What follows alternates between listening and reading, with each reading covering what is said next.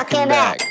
Welcome to Decision Space, the only show to take place right here, in the space between the turns in your favorite games. I'm Jake Friedman. And I'm Brendan Hansen. And this is the podcast about decisions in games. And today, we're talking comfort games. Games that are intuitive to play, easy to set up, low on conflict, easy to get to the table, play back to back. We'll talk more about what games we feel fit into this banner, this umbrella of comfort games a little bit later on in the show. But some games in my mind that sort of fall into this category are games like Cascadia or Welcome to. Whoa, spoilers. Oh yeah, we're just right off the bat spoiling things. But this is a style of games that's grown a lot in popularity in recent years. So we thought it'd be nice to have a conversation about games in this genre, what we like about games in the genre, maybe some of the things that typically might frustrate us or make us less likely to engage with games in this genre. And then at the end of the show, we'll talk about standout games that are comfort games for each of us. And I say genre, I think it's more like a family of games, because I think genre typically maybe refers to certain mechanisms, right? Like roll and write games are a genre. I think comfort games is sort of like a shared group of games that share similar characteristics, even if the mechanisms that help them become comfort games are different. Yeah, that's interesting. I think it could also span, what we typically consider dividing lines in our genre, more like American style conflict games and European style games. Maybe they fall more onto the Euro side of things, but definitely not squarely in one or another. It's kind of like an oval that you would draw across the top. Yeah.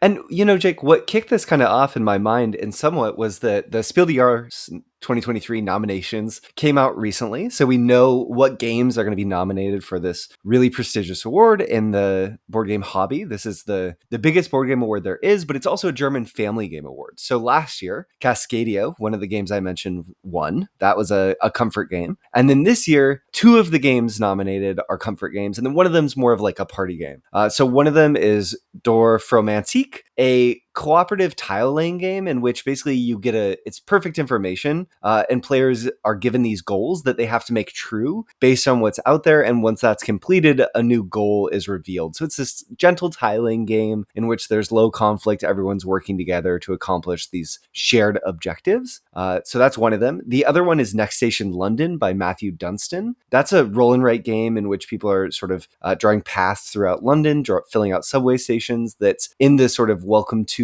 Cartographers actually has more interaction, but in the sort of welcome to vein of roll and writes that are low interactive games that you all play simultaneously. And then the third game was Fun Facts by Casper Lapp and Repost Productions, who've done really famous party games as of late, like Just One or So Clover. So this game might be a comfort game. It's a little more interactive because it's sort of, you're writing down, I believe, numbers based on these prompts and then comparing them. So there's a little bit more interaction in that game, but potentially a comfort game as well, though in my mind fits a little bit less in that mold. When we talk about more defining comfort games, it's an interesting example to bring up, sort of where party games fall into that. And I would say sometimes yes, sometimes no. Yeah.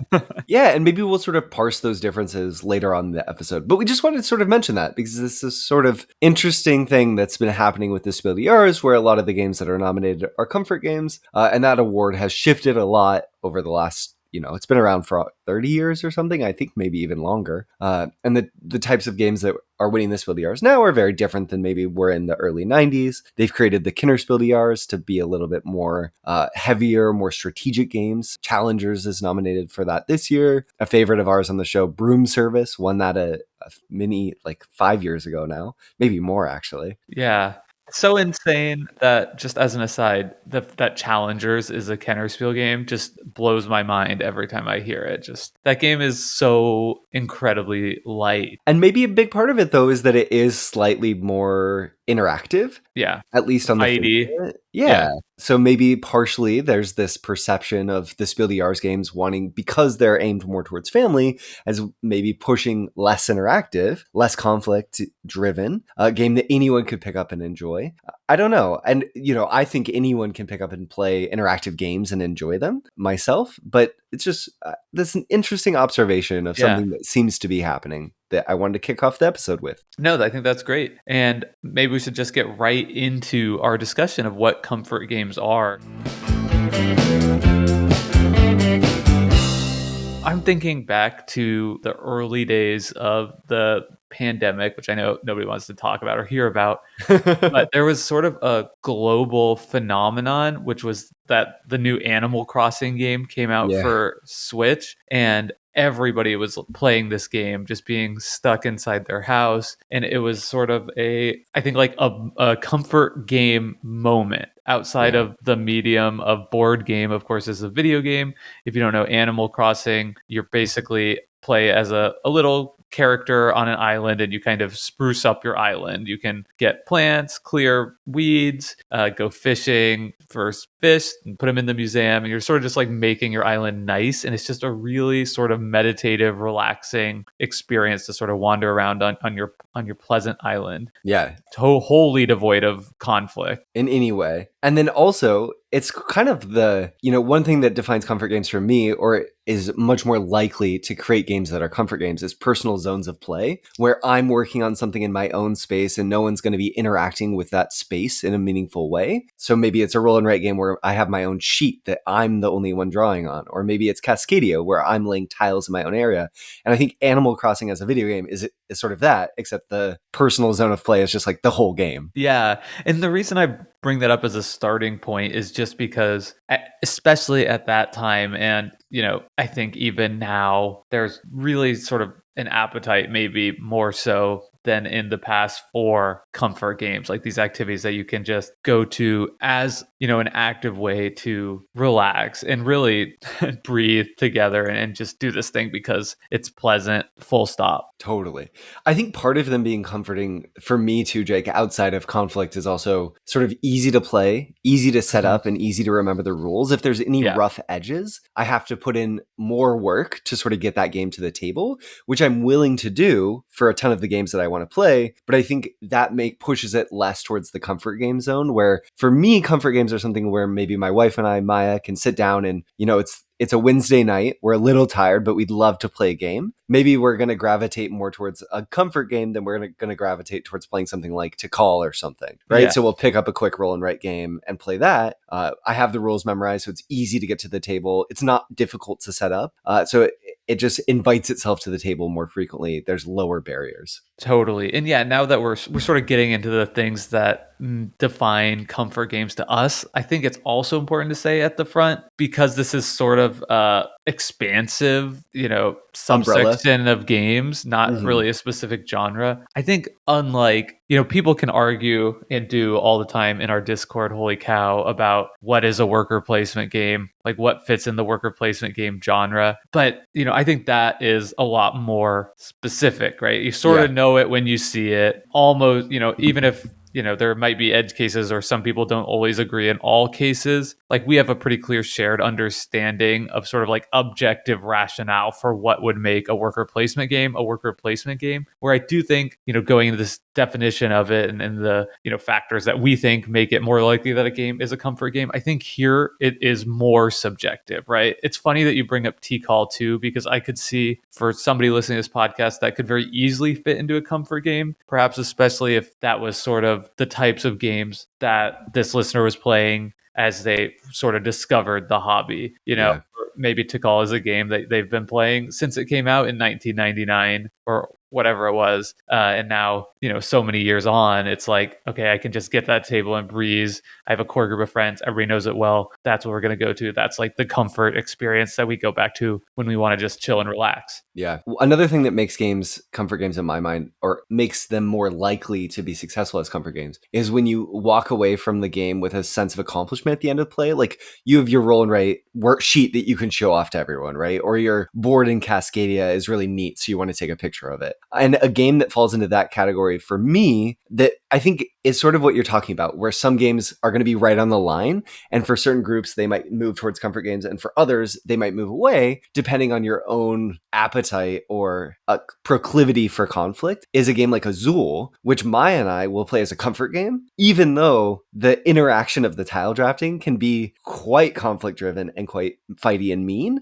It's still enough. It shares enough of the other boxes that we'll often play it as a comfort game at the end of the day. Though I can also get in the headspace headspace where we're playing with, fellow Decision Space community members, listeners, In the where it's tournament. the tournament setting, to me, at that point, much less a comfort game, right? Yeah, Like right. context matters here too, I think, a little bit. Yeah, and I like what you said also about even though it doesn't tick all the boxes, it ticks enough of the boxes.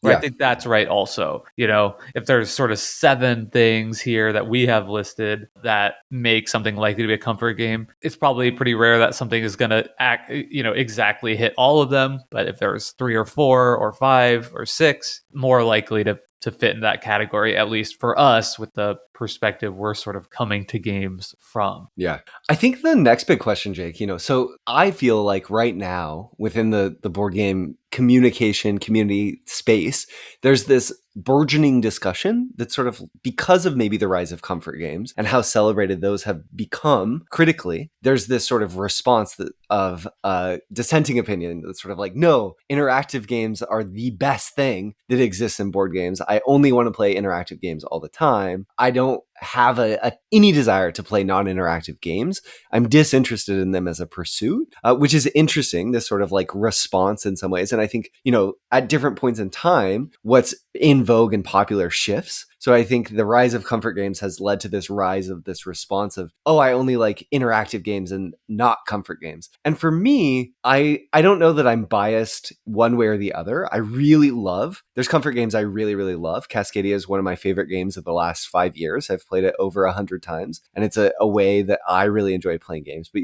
we always try to be transparent about our biases and where we're coming from. So I think it's important on the show to sort of talk about where our perspective of where we're coming into comfort games. But at the same time, I also it's not the only type of game I'm interested in playing. I also really like interactive, conflict-driven games that are a little bit heavier. There's a season for all games for me.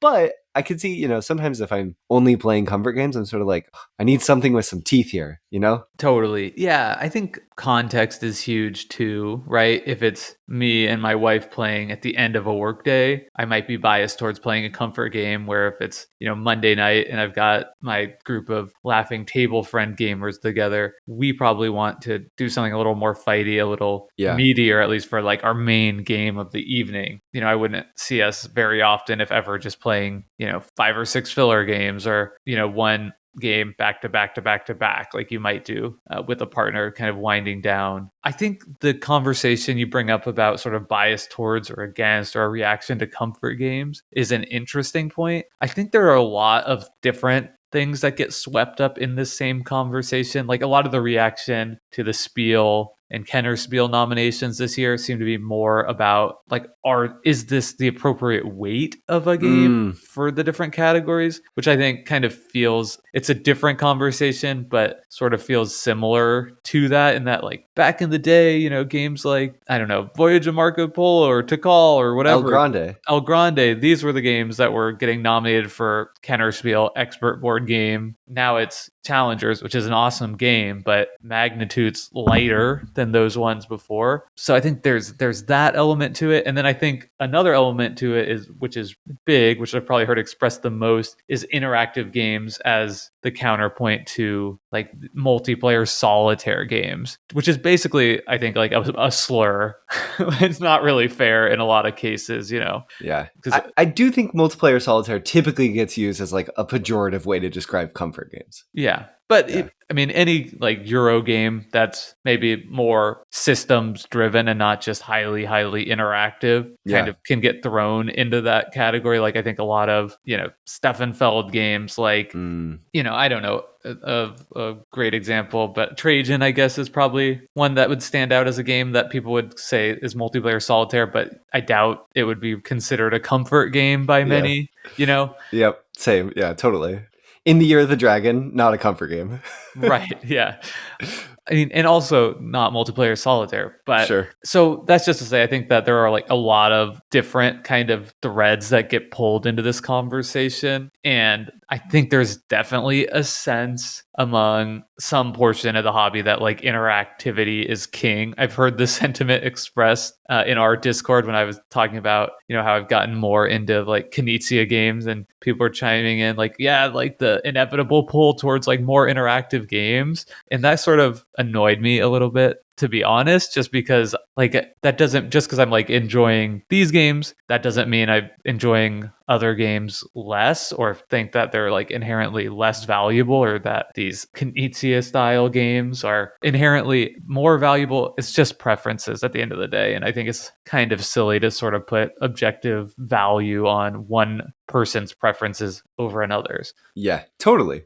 I think, Jake, too, for me, one of the huge appeals of this sort of style of game, of the personal player areas, maybe simultaneous play, maybe, especially with sort of games like Roll and Rights or a game like My City, which is really, it's a flip in place, but it's very much in the same mold as a roll and write. You have a shared input. You all get the exact same input. Then you make a decision based on that. And you all have the same things you're using to do that. So it feels like a lot like roll and write. One of the things I love about this style game where we all get the same inputs, we're playing simultaneously, same situation, is it's so fair. It's like the most fair board game that exists because we're all getting the exact same inputs. We can make the exact same decisions.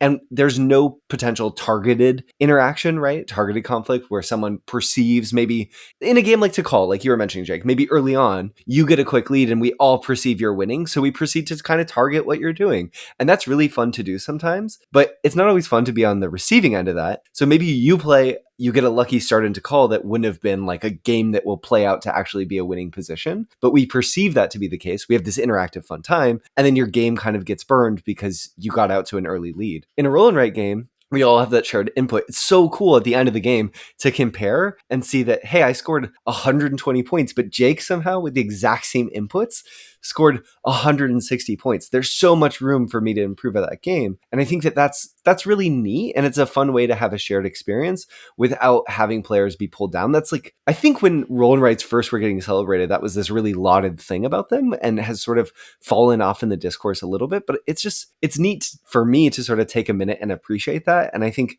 fairness is a really important of comfort games, or perceived fairness. Totally. Yeah, I think to build off that, there's an element in roll and write games specifically where everybody gets to play the exact same game. You know, where in heavier games, oftentimes there's like different types of like action efficiency, right? So if I'm really proficient at a game system, I just get to do more over the course of the game. I'm hitting multipliers and, you know, getting more turn efficiency than you. So I've just done so much more and actually played the game more than you over the course of it. With a roll and write or flip and write game, everybody plays the game the exact same amount over the course of the game. And I think it also is importantly in most of these games, at least the ones I would think are my favorite in the genre, you're not scoring intermittently. It's just everybody plays the whole game and then it's over. And it's like, you go around the table like, hey, how'd you do? Which I think is really nice too, because there isn't really so much the sense of like, oh, this game is kind of lost for me or whatever, that can make it kind of pull you out of just like enjoying what you're doing.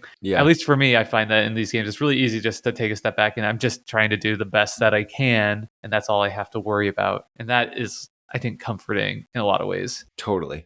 Interestingly, too, I find, I'll play a roll and write on my own very seldomly. I've done it a few times where I'm like, hey, I want to experience this game. There's no one to play with. I'll play a quick roll and write on my own. Almost all roll and write games you can do that with, but I'm much less interested in doing that. I think sometimes games get presented as being not a social experience. Like you just sit there and you do it on your own. But at least from my own play pattern, that's not true for me. I'm much more interested in playing one of these games when I'm playing next to someone and we can share in the experience of the cards that get flipped together. And I love being able to compare my score at the end. And it's a fun moment to sort of be like, hey, what decisions did you make? How can we do that differently? And I think that is a part of the appeal. There's some comfort games where if there isn't simultaneous play, sometimes it can be frustrating to wait for other people's turns. So Cascadia is a game that I really love, but I like it so much more as a 2-player game where it's a smidge more interactive and I'm taking turns more frequently than I do as a 4-player game where it tends to drag and it's a little bit longer and my decisions are slightly less linked to everyone else. So for me, when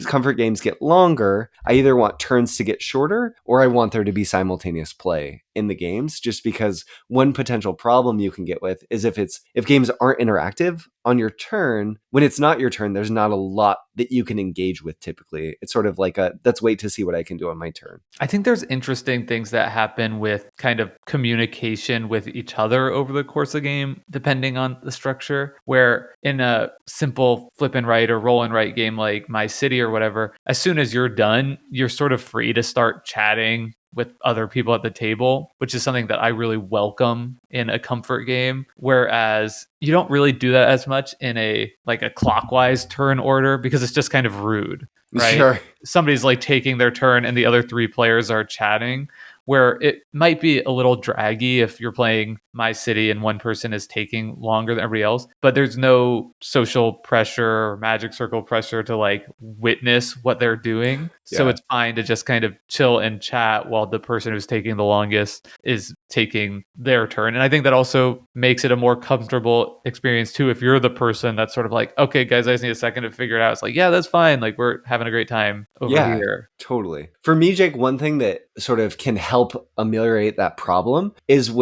if it's not simultaneous play, if what other players are doing is really exciting. So if there's things that people can accomplish within the game system that are remarkable, that pull everyone in, all of a sudden I'm like back and I'm engaged and I'm like, oh, wow, how is that strategy going to play out for this player? And how's the input randomness of their decisions going to work in this situation? So one example for that to me is I really enjoy watching other people take turns in Dominion, especially if they have a particular sort of combo-y style deck. It can be fun to watch those turns play out, to see how other people's strategies are working and kind of glean information about, oh, if I would have made this decision, maybe it would have played out this way for my deck. So it's a learning experience on the other end of the table, especially because maybe there's some turns that I'm really engaged in, like, wow, you're popping off. And there's other turns where it's sort of like, oh, that was a dud turn. It's fine. I'll just disengage for a minute. Yeah. I've got another question for you, Brendan. This one we didn't have on our list, but I wonder how you feel about randomness in the game. I think for a game, at least for me, to fit well in the comfort game category, there needs to be, especially for a competitive game, like I want there to be a healthy dose of randomness in the game, because I feel that for me, that makes it a lot easier for me to just sort of experience the game, let it sort of wash over me and just play, than if something is more like calculatable, right? Doing math, trying to like figure it out, which is why I think something like Azul doesn't fit great for me, because I feel the need to like sort of math out, okay, I go here, then you go there, then I'll go there. And that means you'll be stuck with the big tile pile at the end. Yeah. Versus something like My City or Qwixx, where it's kind of like roll the dice and okay, great, I'll just do what I can with this. Yeah, does that make sense? It makes a ton of sense. I think that that's a really important observation, Jake, because it's sort of like it lowers the stakes of the decisions you're making, because there isn't sort of this kinetic potential of like, I need to solve the board state based on what's here. I have a bunch more information that I can take an advantage of. There's a little bit of that at times, right? Like you want, in a game like Welcome to, because the deck is pre-known, maybe you make a certain observation of like, oh, there haven't been very many pools that have come out yet. And all of this values come out. So I think that it's unlikely that I should go for pools this game, because it's going to be the values aren't going to line up for me or something like that. But for the most part, you can kind of just take the best move in front of you and let that wash over you. And I think that's hugely important. Yeah. I like the term low stakes a lot. Yeah. And I think when we kind of look at our list of like what are comfort games, easy to play, intuitive to play, easy to set up, light rules overhead, low conflict, easy to play back to back, sense of accomplishment, personal zones, randomness, like a lot of those things combine to sort of lower the stakes for players. Yeah. So I think that's sort of an overarching theme of this. I also wonder if low effort kind of fits in here too. I think that kind of goes hand in hand with low stakes, but I mean, there could be a game that is low stakes, but would still require like a lot of searching or something like that to find the best move. And you wouldn't want that either. That would sort of clash, I think, with the low stakes vibes. So I feel like it's like low stakes, low effort, but still fun is sort of my kind of ideal comfort game. Yeah, I think your point about search, which is this like concept that we've talked about in the past where the game presents tons of options to you, and part of playing the game is identifying the right move. That sort of like comes up in classic games like chess and is also apparent in games like Carcasonne, where the board just grows to be so big that there's lots of potential spaces that you can use. I think search is just a taxing experience. It can be really rewarding if you solve that puzzle and find the most optimal move, but it's not always the most comforting of like, now in my turn, I got to use all this brain power to find the best move. And maybe it only gives me one additional point. Like that's not totally what we're talking about. Right. That's why I think a lot of comfort games, a lot of roll and write games present, okay, here are the two choices that you can make. Do you want to go down path A or path B? Right? Yeah. And you almost don't want there to be like follow-up consequences from those choices. Yeah. Because anytime you have like, okay, I'll do this, which means that I'll have these options afforded to me, right? All of a sudden that like amplifies the search so much because you're like tracing decision trees through, right? You sort of, like want those sort of each decision just like gating the decision in front of it. Like that's why a roll and write game is so perfect for this, because you don't know what dice is going to be rolled next. Or in my city, you can think ahead a little bit, but you don't know what card's going to be turned over next. So it gives you sort of the freedom to just make the decision with that tile and then, go on to the next one. And it's not to say that some search can't be present in comfort games either, right? Like Cascadia has some search. There's finding where the best place to put the tile is, and then the best place to put your animal tile on top of one of those. But a neat thing about that game is there's sort of a cap on the amount of search potential there is, because you always just have 3 places you could put an animal tile, the way that the tiles come out in that game. So there's this sort of floating limit, and it might be larger or smaller because the number of animals that can go on each tile within that game shifts. There's tiles that just fit 1 animal and some that fit up to 3. So it's cool because there's going to be times in that game where your search is even lower or your search is even greater. But it keeps this sort of upper ceiling, this upper limit on how much searching you would have to do in a game, which I think is a smart design decision in a game that's trying to move towards being a comfort game, and is something that someone could apply to a game if you sort of designed it a game that was more personal and you realize, oh, this game's close to being a comfort game, but the search is just too high. Maybe there's a way to add some sort of limiting mechanism that reduces the number of options players have on their turn, that all of a sudden pushes it towards being a little bit more of a comfort game than something that's more taxing and less likely to be there. And there's room for the other sort of game, right? It's just like a more puzzly, heavier type game that's going to be less likely to be a comfort game for people. Yeah, let's touch on theme just really quickly, if that's okay with you, because Sure. I think that a lot of games are now more than ever marketed as comfort games, and you can sort of tell a lot by the theme, right?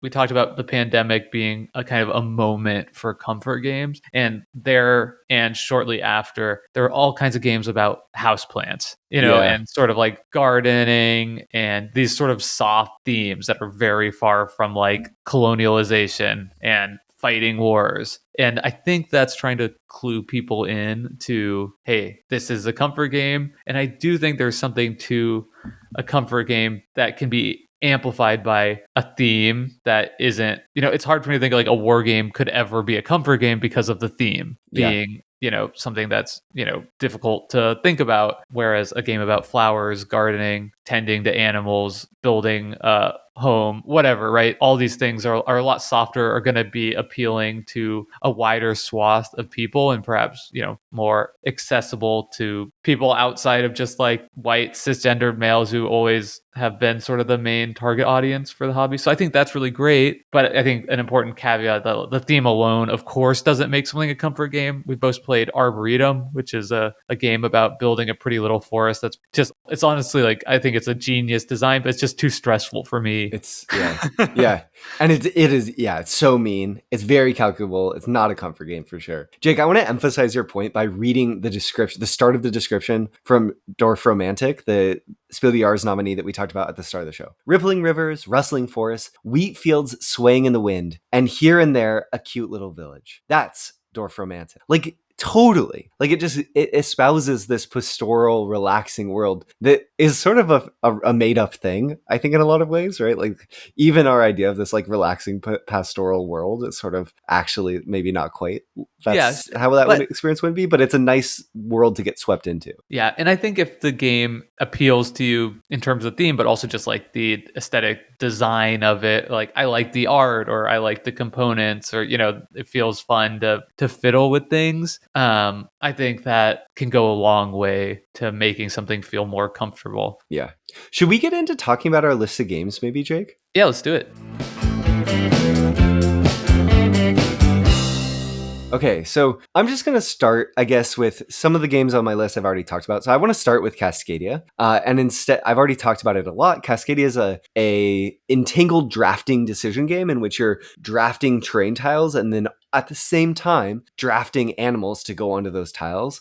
I think for me, one of the things about Cascadia that's makes it such a strong comfort game is the sense of progression and pacing, in that your plans, once you make a few decisions, your plans and what you want to do become really clear. So the game becomes about trying to execute on those plans. So once your early decisions kind of shape what you will want to do, and then you've kind of codified, right? Once I have a few salmon, I probably just want more salmon, and that's probably the best thing I'm gonna do. And just the core gameplay loop of like, I don't have to worry about money, I'm not paying anything, I'm just taking 2 tiles and adding to what I'm doing is fun. And then I'll also add the sort of puzzly element of where the train goes is fun and kind of almost evokes, it's not a puzzle because you can just you're choosing where you're putting things and there's real decisions there. There's no right place to put anything, but it almost evokes like a rainy day putting a puzzle together from being a kid that I don't love as a comforting experience. It feels a little, I don't know, I just rather play a game. So for me, Cascadia kind of espouses that same kind of puzzliness while still being a game. So that's a lot of fun. It's relaxing. Nice. Are we going to like go back and forth Yeah, here? yeah. Okay. The first game on my list is a game that really doesn't fit super well into the comfort game categories we've been talking about before, which is why I think it's a good example of, how broad this can be. And for me, that's Castles of Burgundy. Yeah. I always describe this as my comfort game because it's the game I've played just the most. It's most comfortable to me when I'm playing this online, and can take like asymmetric turns where the searching becomes just kind of more of a joy than a chore. I don't feel any kind of time pressure to make my move, but also I've played it so much that the searching is usually really quick. Like I have such a refined heuristics toolkit that I can usually come to a good, if not the best answer really quickly. And it's just a game was my favorite game when I first got into the hobby. So I have fond memories of it. And I think it's just a game that always, for me, is going to feel like warm and fuzzy to play. Though I wouldn't necessarily say everyone should find this game warm and fuzzy or whatever. It is for me. Yeah, I think this is a really interesting one too, Jake. And I think one thing that saves Castles of Burgundy for me, I say saves, as saves in this context of being a comfort game, is the input randomness of you roll the dice and then you take an action based on what's there, really limits how much planning you can do. Obviously, there's this mechanism of workers where you can use workers to change the value of your dice that add a little bit more planning. But so much of that just means like every turn you're just rolling the dice and finding the best move that's there in a way that, I don't know, kind of it lowers the stakes a little bit, because as a player who really enjoys Castles of Burgundy, but I'm not the best, I can almost shield my ego behind that of like, oh, the dice rolls were just really bad for me, so that's why I didn't score really well, And I think that's an element of why input randomness can be comforting as well, is because there's the potential, especially when it's not shared, of just being like, my rolls weren't quite as good. Totally. I hadn't considered this until we did this topic, but it actually shares a lot in terms of core gameplay loop with the next game on your list. It's just a way more complicated version of it. The next one on my list is My City, the Eternal game, which is a tile laying game by Rainer Knizia. I don't think he has a lot of comfort games in his oeuvre, in his ludography, but this is definitely one of them. My City is, you have a grid board in front of you, you flip a card from a deck, and then everyone puts the piece, the little polyomino piece depicted on that onto your own boards, and you're trying to achieve some shared goals and objectives. I say the Eternal game because the Legacy game is changing so much. It's adding rules and taking away rules that there's a lot more complexity there that makes it a more exciting experience and a little bit heavier to play. But the Comfort game, once you've internalized the rules, very, very light, easy to play back to back to back. Maya and I have just sat there and played 5-6 games of this in a row and loved every minute of it. But why does it remind you of Castles, Jake? Just because both games have sort of a random element and then place a tile, right? I mean, I wouldn't ever describe Castle of Burgundy as a roll and place game, but it is. That's sort of what you're doing. Both games give you, a random input, and then you're going to use that to place stuff on the board. At the end of the game, you're going to have something that you've accomplished. So that's sort of where the similarity stops. But I do think there is a similarity there. And I mean, if My City wasn't on your list, I was going to add it on mine. I think the thing that makes this such a great example of a comfort game, and where I think some other of Knizia's games could fit in, I almost considered Lost Cities for my list, is that it has such a good rhythm, right? Where you can just get into a flow state. And I think anytime you're in a flow state, it's almost a different type of comfort. You're just fully immersed in a game experience. And also I like the fact that you can explain how to play the game in a sentence, right? Yeah. Or two. You're going to flip over a card and then you're going to find that tile and place it on your board. All the complexity is in the scoring at the end, which players do have to sort of keep in their head or whatever. But you can onboard people so fast, making it an easy game to table and teach. One thing that jumps out to me now that we're talking about this, Jake, about comfort games in this vein that works so well, you experience this in Castles of Burgundy, you experience this in My City and in Roll and Rights, is planning a short-term or a long-term goal and then succeeding in that goal is really fun and rewarding and comforting. It's comforting to have a plan and then have that plan come to fruition. And in My City, there's times where that doesn't happen because there's a card that won't always come out. But oftentimes you do a lot of short-term planning in that game where okay, when this piece gets flipped, I'm going to put it here. When it gets flipped, you put it there, and it just feels good. It's just comforting to see that coming, to wait for it, and to do it. It's this instant feedback that's just rewarding and nice and kind of affirms like, yeah, you got this. It's like the game giving you a pat on the back. So I think that's another important thing to highlight too. And I think that partially why that works so well in these comfort style games is that, going back to that same reason, there isn't interaction. No one else is messing up your plans, right?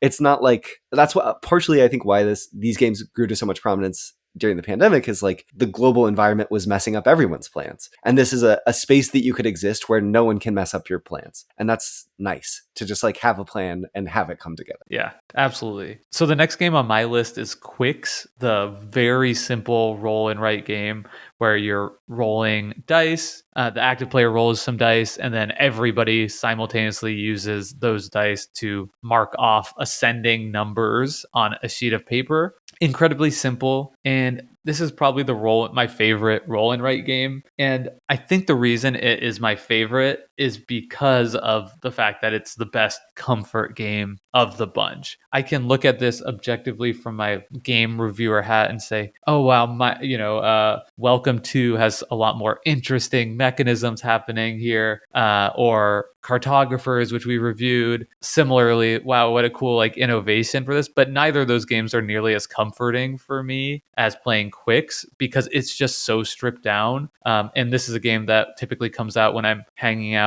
visiting my family back home in Kansas, or I have friends visiting here, and it's a fun game you can play, but you're also able to talk and just hang out and have a good time. And I think that is so much the experience that I'm wanting in a roll and write game like this. Like, I'm wanting that comfort game experience, even if I hadn't necessarily put it into those words, which is why it sort of takes the cake for me in the category. And it's the one I always go back to and recommend. And I think for me, the game that I always go back to in the roll and write genre that I like to recommend is Trails of Tucana, which is a roll and write game in which you're filling up a map, trying to create a network of routes between locations. And while you're making those routes, you're trying to stop at important spots along the way, connecting different sites, like interesting yetis or monoliths or toucans on the island. So you're creating this little map in front of you. And Trails of Tucana has a little bit of interaction because there's shared goals, and the first player to achieve one of those goals is going to get more points for doing that. And I think that little element of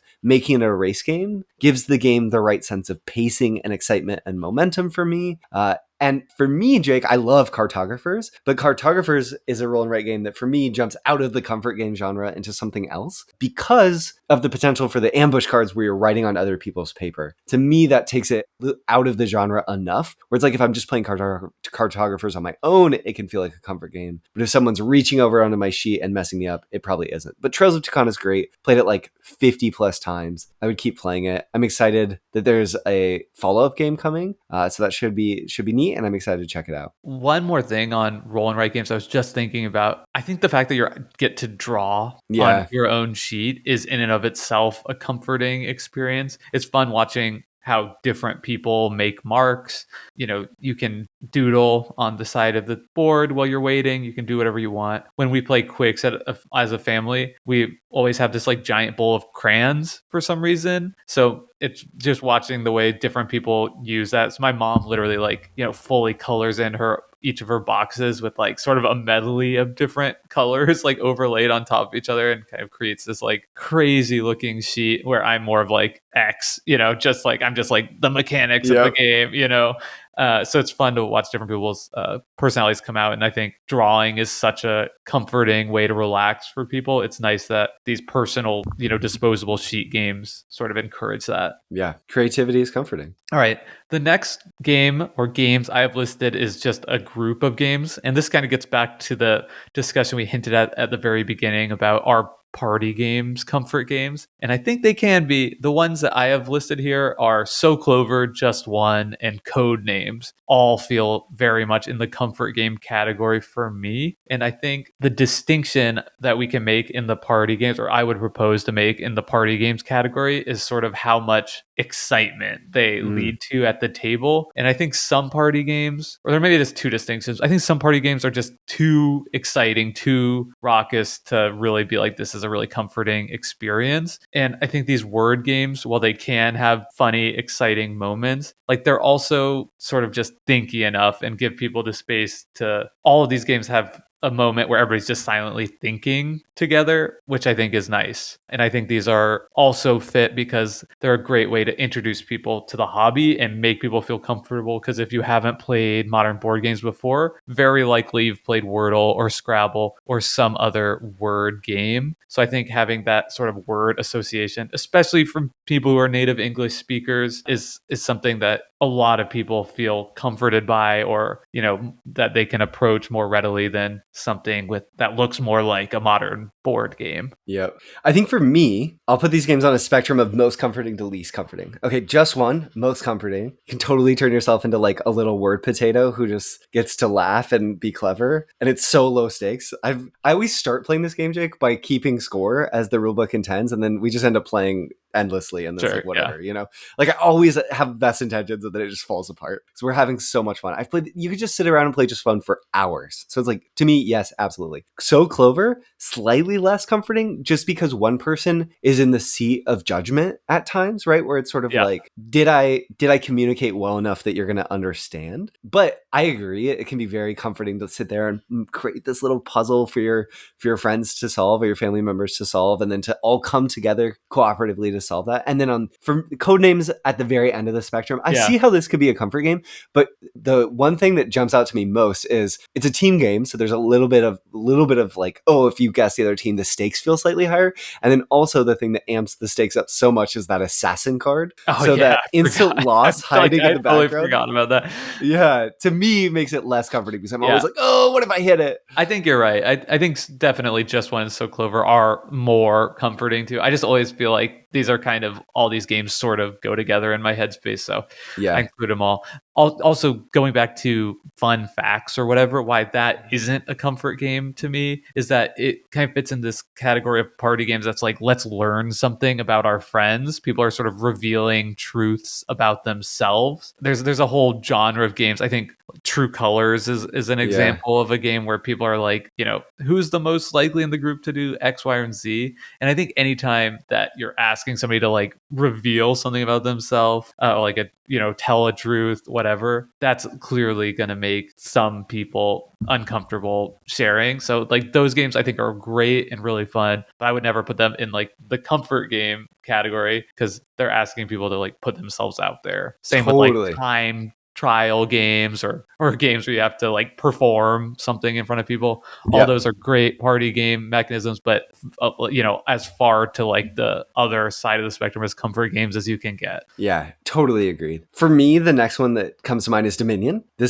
Dominion's interesting. It's a deck building game. It's sort of the deck building game, and the one that became the footprint for all deck building games to come. There's versions of Dominion that have more interactive cards. When I'm playing that way, it doesn't feel as much like a comfort game. Like if Maya has a bunch of witches and she's sending curses my way constantly, that's not very comforting. But because you play with a random set of 10 cards, I think it is, if you have a set that's fairly lightly interactive or not interactive at all, that's a very comforting experience to me that feels very similar to the sort of like shared inputs of a roll and write game where you all have this set of cards that you could be picking from, and then you're going to do your best to build the best deck you can. Dominion's an easy game to play back to back also to get in that flow. And I think that's sort of what pushes it there for me. And there have also just been periods of my life where I've played Dominion and Dominion Hinterlands for hundreds and hundreds of games.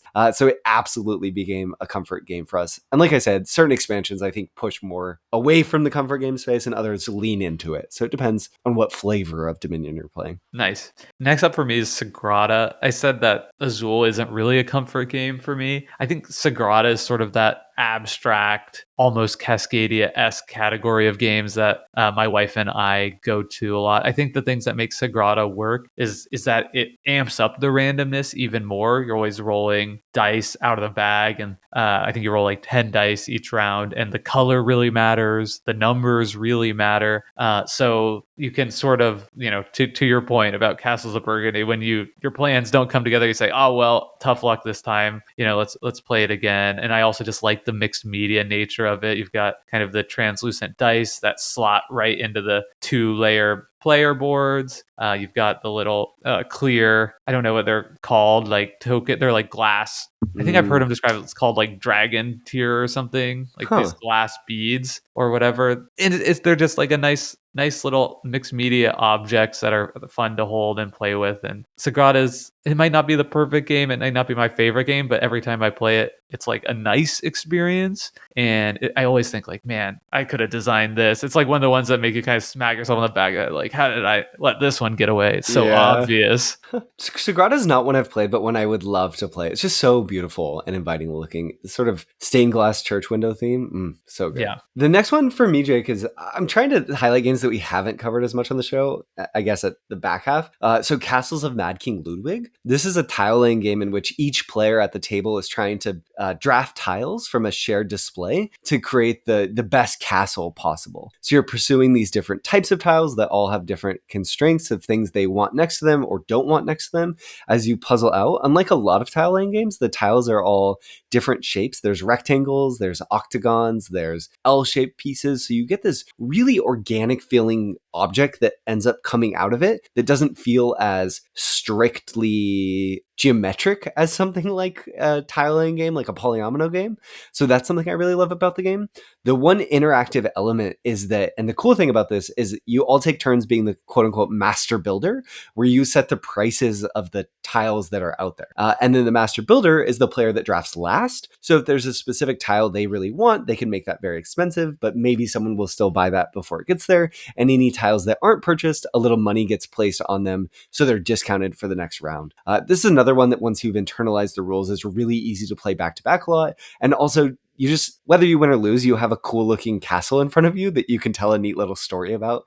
All the rooms have different names, so it's fun to imagine the people that inhabit your castle. Nice. We haven't talked about cooperative games very much here, but I think a lot of times cooperative games are almost like a cheat code for being a comfort totally. game. Just all of a sudden we don't have to fight. We can work together to achieve something. Some are more stressful than others, of course. Oh my God, we're gonna die. Oh, we're all gonna die for sure. Isn't necessarily the most comforting experience. And that's something I feel a lot when I'm playing Aeon's End, but still is one I wanted to include on this list because it's sort of most of the games in my collection are competitive games. That's definitely what I tend to gravitate towards. But there are nights where if I just think like I just want to relax, this is one that I'm really likely to pull off myself and teach people. It makes it a little easier to teach because it's cooperative. So you can sort of just, if it's new players, sort of shuffle up and just start going, and we can just play open-handed for the first couple of rounds as a great way to onboard people. And because it's cooperative, that's totally fine. It's nice to work together. It's nice to be told a story as you play a game. If that's another experience we haven't talked much about, but I think like a strong narrative storytelling experience is something that can be really comforting too for different reasons than what we've been talking all about. So I did want to highlight Aeon's End as sort of the cooperative comfort game for me. And yeah, it's a good one. It also, Jake, has the neat mechanic where your discard pile gets put directly on top of your deck, right? Mm-hmm. So that has kind of the similar planning ability where you can set up a combo or a good sequence of cards for yourself and then know that's coming, which I think is comforting, knowing what you need or knowing what you've set up. Like having that information and knowledge provides a certain degree of comfort. So that's kind of a neat pairing there. And we're all in it together, win or lose. Yep. Though I will say, also all in it together in Pandemic, but that game can be not comforting at times for sure. And I wonder if like that might be a theme element too. Yeah, the stakes are so much higher. It's just like a little bit realism versus like mages fighting interstellar whatever or something. Totally. I think that's a great point. For me, the final game I want to highlight is Kingdomino. Kingdomino is just this charming little tile drafting game in which you're drafting dominoes that are all these different terrain types. This was actually a Spiel des Jahres winner from a previous year. So another example of maybe this trending in that direction. In the regular version of the game, the stakes are incredibly low. You're building this 5x5 grid with a little castle in the middle. There's a Mighty Duel variant that you can play with two people where you play a slightly larger 7x7 grid that's slightly less of a comfort game, but I think for me still a comfort game. It's, again, the stakes are really low. It's lightly interactive in a way that makes it slightly more compelling, and it's quick, so it's easy to play again. Kingdomino is awesome. If you haven't tried it, it's on Board Game Arena. Just give it a try. And the last game on my list is Savannah Park. Right now, I'm sort of between Savannah Park and My City as my favorite gateway games for new gamers. I usually just bring them both out and say, which one of these do you want to play? Savannah Park rocks. It has an incredibly simple gameplay where you're literally just choosing one tile and then everybody searches their board for the tile that matches it. Maybe it's the 3 zebra tile, and then you move it to somewhere else on your board, flip it over, and you play until all tiles have been moved, and then you just count up scoring. So easy to onboard people, has a very approachable and comforting theme of just different animals moving around. And for so many of the other reasons we've talked about, you're sort of building your own space. People can mess you up or whatever, but ultimately all your decisions are your own and independent of what comes next. So it to me, it's like a 10 out of 10 comfort game and one that I really recommend more people check out. Keesley and Kramer. And that's another one that you play with the exact same pieces as everyone at the table every game, which I think that's comforting in and of itself also. Just like I'm equipped with the same tools. What can I get done? Yeah, it's not a flip and place roll and write game, but it feels similar. Like the core gameplay loop is really similar to that style of play. Awesome. Well, I think this was a great episode on comfort games. I would love to hear what you think of comfort games. What are your comfort games that you tend to go to? Is there an aspect of comfort games that we missed out on? If you would like to respond to those questions, engage with us on them a little bit, I invite you to come do that in our Discord, which you can find a link to in our show notes below. the description of this podcast. Discord's just like a chat room that anyone can access in their browser. There's hundreds of people who listen to the show just like you and love games just like you. So come check it out and talk with us. Awesome. Well, thank you all so much for listening to this week's episode of Decision Space. As always, we'd like to thank Hembry for our intro and outro music of their hit song, Reach Out. And until next time, have a great week, and we'll see you right back here on Decision Space. Goodbye. Bye, y'all.